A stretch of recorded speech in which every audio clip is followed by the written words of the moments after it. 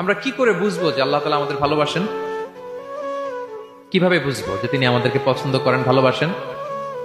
এটা বোঝার কিছু সিস্টেম আছে। এক নম্বর সিস্টেম হচ্ছে আপনি জাস্ট দেখুন যে আপনি নিজেকে কোন কাজে ব্যস্ত রেখেছেন। আপনি আপনাকে কোন কাজে ব্যস্ত রেখেছেন, আপনার লাইফস্টাইলের দিকে তাকান। লুক অ্যাট ইউর লাইফস্টাইল, আপনি নিজেই বুঝে যাবেন।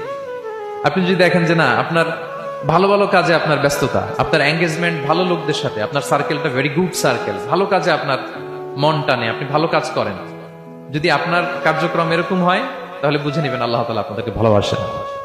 আলহামদুলিল্লাহ।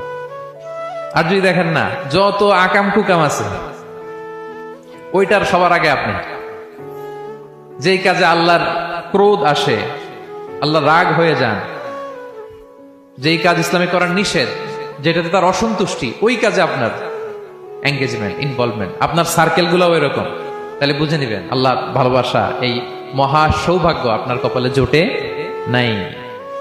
তাহলে এটা হচ্ছে একটা সিস্টেম। আল্লাহ আপনাকে ভালোবাসেন কিনা এভাবে বুঝবেন যে আপনি নিজেকে কোন কাজে ব্যস্ত রেখেছেন, একটু দেখুন, আপনি মিলাতে পারবেন।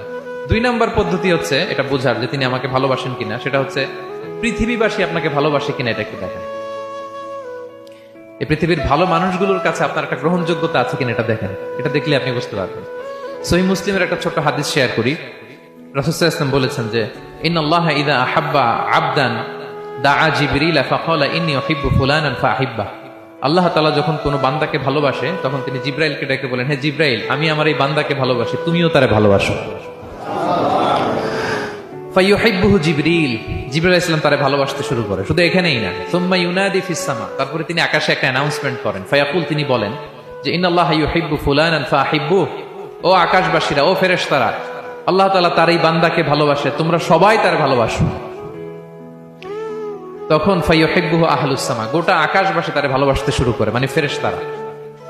তো আল্লাহ তাআলা এবং সকল ফেরেশতারা যখন তাকে ভালোবাসতে শুরু করে, রাসূল সাল্লাল্লাহু আলাইহি ওয়াসাল্লাম বললেন সুম্মা ইউদাউ লাহুল কবুলু ফিল আরদ, তখন পৃথিবীতে তার গ্রহণযোগ্যতা বাড়িয়ে দেওয়া হয়, তার অ্যাকসেপ্টেন্স বাড়িয়ে দেওয়া হয়। সবার কাছে তার একটা গ্রহণযোগ্যতা আছে, সবাই তাকে ভালোবাসে।